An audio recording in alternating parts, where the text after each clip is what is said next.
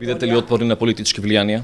Во секој случај ние судиите сме независни, тоа мислам дека сите го знаете, и ние ќе бидеме отпорни на политички влијанија, како тело јас лично, како член на судски совет ќе бидам отпорна на политички влијанија. Впрочем, мислам дека и во целото моје долгогодишно искуство од повеќе од 20 години судија сум докажала дека сум отпорна на политички влијанија.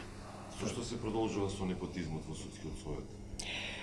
Видете, јас сега сум нов член во судскиот совет што само стапува на должност, можеби од утре почнува да работи и не би можела сега да ви одговорам точно на тоа прашање, меѓутоа секако дека тоа ќе зависи од сите нас. Ние сега како еден полуизменет состав на судскиот совет се надевам дека ќе го смениме и тоа мислење на граѓаните за непотизмот при бирањето на судиите. Се надевам. Како мислите непотизмот е роднински врски, што значи тоа ќе ги разведувате луѓето, не знам. Добро, гледам дека вие сте спремен да ми поставувате незгодни прашања. Непотизмот не мора да значи роднински врски.